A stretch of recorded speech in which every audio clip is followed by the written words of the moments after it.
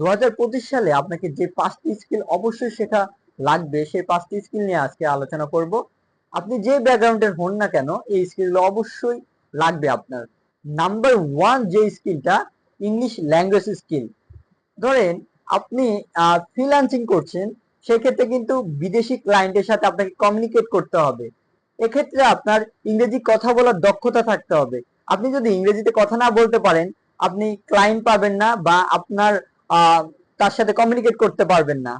আবার ধরুন আপনি যে যে বিদেশি ক্লায়েন্টের সাথে কথা বলবেন, সে যখন কথা বলবে, আপনি যদি লিসনিং স্কিল না থাকে, আপনি তার কথা বুঝতে পারবেন না। আবার ধরুন একটা ভালো টিউটোরিয়াল দেখতে হলে আপনার সেটা কিন্তু ইংরেজিতে হয়ে থাকে। আপনি ইউটিউবে যখন ভালো টিউটোরিয়াল খোঁজ করতে যান, দেখবেন যে সবগুলো ইংরেজিতে। তো ইংরেজির লিসনিং স্কিল না থাকলে কিন্তু সেই টিউটোরিয়ালটি আপনি বুঝতে পারবেন না। তারপরে যদি আবার বলি, আপনার বর্তমান সময়ে ইন্টারভিউ এর ক্ষেত্রে কিন্তু ইংরেজি কথা বলার দক্ষতা লাগবে, কারণ আপনার ইন্টারভিউ বোর্ডে ইংরেজিতে কথা বলতে হয়, আবার ভাইবা বোর্ডে ইংরেজিতে কথা বলতে হয়। সো ইংরেজি না জানলে কিন্তু আপনার ভাইবা দিতে পারবেন না বা ইন্টারভিউ আপনি দিতে পারবেন না। আবার বর্তমান সময়ে কমিউনিকেশনের জন্য ইমেল রাইটিং খুবই একটি গুরুত্বপূর্ণ বিষয়। সো আপনার রাইটিং এর দক্ষতা না থাকলে ইমেল লিখতে পারবেন না। আবার যদি বলি রিডিং স্কিল, আপনি যদি একটা ভালো আর্টিকেল বা ভালো বই পড়তে চান, সেটা ইংরেজিতে। আপনি যদি ইংরেজি না জানেন, ইংরেজিতে পড়তে না পারেন, সেক্ষেত্রে আপনি ভালো জ্ঞান অর্জন করতে পারবেন না। নাম্বার টু যে স্কিলটা, সেটা হলো টিম ওয়ার্ক। টিম ওয়ার্ক, আপনি যদি জব সেক্টরে যান, আপনাকে টিম ওয়ার্ক অবশ্যই করতে হবে। আপনার কলিগদের সাথে একত্রে আপনাকে কাজগুলো করতে হবে। আপনি যদি টিম ওয়ার্ক না জানেন, তাহলে আপনি কাজ করতে পারবেন না। আপনাকে সময় মতো কাজ জমা দিতে হবে, বা আপনার টিমের আপনার রেসপন্সিবিলিটি কি, সেই বিষয়টা আপনাকে জানতে হবে। আপনি যদি না জানেন, তাহলে কিন্তু টিম ওয়ার্কটা আপনি করতে পারবেন না। নাম্বার 3 যে স্কিলটা হলো মানি ম্যানেজমেন্ট স্কিল। এটা আমাদের অনেকেরই নাই। ধরেন আপনার 10,000 বাজেট রয়েছে, আপনার একটা কোচিং এ ভর্তি হবেন।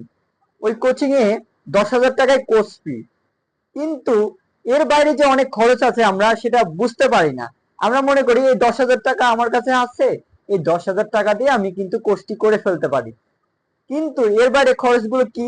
আপনার যাতায়াত খরচ, এর বাইরে আপনাকে বই কিনতে হবে, আপনাকে বিভিন্ন মেটেরিয়ালস কিনতে হবে, এটাও কিন্তু ওই বাজেটের মধ্যে থাকতে হবে। কিন্তু আপনার যদি মানি ম্যানেজমেন্ট স্কিল না থাকে, এই বাজেটিংটা আপনি করতে পারবেন না। সো এই জিনিসটা খুবই খুবই গুরুত্বপূর্ণ একটি বিষয়। নাম্বার 4 যে স্কিলটার কথা বলবো, পার্সোনাল ম্যানেজমেন্ট স্কিল। ধরুন আপনার এই সময় মন খারাপ, বা আপনার খুব প্রেশারের মধ্যে দিয়ে যাচ্ছেন, আপনি আপনার মন ভালো নেই, কাজের অনেক চাপ। এই সময়টাকে আপনি কিভাবে কন্ট্রোল করবেন, এই বিষয়টা যদি আপনি না জানেন, আপনি ডিপ্রেশনে চলে যাবেন, আপনার লাইফে হ্যাম্পার হবে, আপনি কোনো কাজে ফোকাস দিয়ে কাজ করতে পারবেন না। তো আপনাকে শিখতে হবে যে আহ, কিভাবে আপনার আন্ডার প্রেশারের মধ্যে আপনাকে নিজেকে টিকিয়ে রাখা যায়, এগুলো শিখতে হবে। এগুলো কোথায় শিখবেন, এগুলো আমি ভিডিও শেষে বলবো। নাম্বার 5 এবং সর্বশেষ যে স্কিলটা দরকার, পার্সোনাল লার্নিং অ্যান্ড অ্যাডাপ্টেবিলিটি। আপনাকে প্রতিনিয়ত শিখতে থাকতে হবে। ধরুন আপনি একজন ফেসবুক মার্কেটার, মেটা কিন্তু প্রতিনিয়তই তাদের ফিচার গুলো চেঞ্জ করছে। আপনি যদি প্রথমে যে স্কিলটা শিখে আসছেন, যে ফেসবুকে 2022 সালে ফেসবুক মার্কেটিং এ যেটা শিখে আসছেন, কিন্তু 2025 সালে সেটা কাজে দিবে না। আপনাকে নতুন ভাবে শিখতে হবে, নতুন ভাবে অ্যাডাপ্ট হতে হবে, নতুন লার্নিং এর সাথে যেতে হবে। আপনি যদি নতুন ভাবে না শিখেন, ওই যে 2022 সালে যেটা শিখে আসছেন, সেটা নিয়ে যদি কাজ করতে যান মার্কেটে, আপনি কাজ পাবেন না। কারণ প্রতিনিয়ত আপডেট হচ্ছে, এটা প্রত্যেকটা স্কিলে।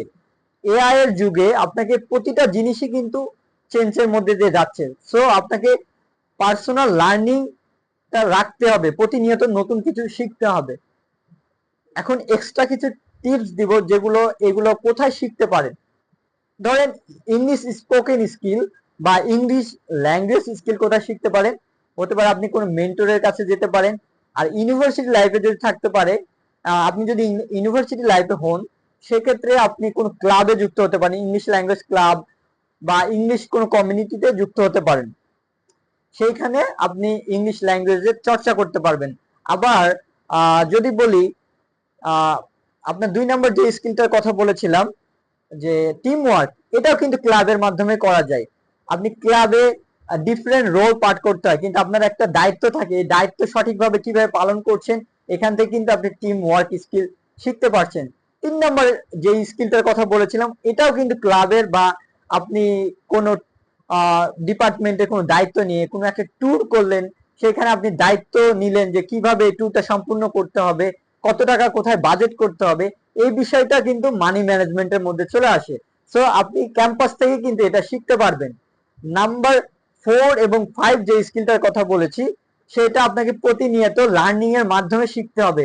এটা আপনার ক্যাম্পাস লাইফ, আপনার বন্ধু, আপনার মেন্টর, আপনার বড় ভাইয়ের কাছ থেকে শিখতে পারেন, বা আপনি বই পড়ে বা বিভিন্ন জায়গা থেকে শিখতে পারেন। সো প্রতিনিয়ত লার্নিং এর মধ্যে থাকতে হবে, তাহলে এই স্কিলগুলো ডেভেলপমেন্ট করতে পারবেন আপনি। সো সর্বশেষ যে কথাটা বলবো, আপনারা যেই 5টি স্কিলের কথা আমি বললাম অবশ্যই আপনারা সেটা শিখবেন এবং নিজেকে এক ধাপ এগিয়ে নিয়ে যাবেন। যদি আমার ভিডিওটি ভালো লেগে থাকে লাইক, কমেন্ট এবং সাবস্ক্রাইব করবেন, সেই সাথে আপনার বন্ধুদের মাঝে ভিডিওটি শেয়ার করবেন। Thank you.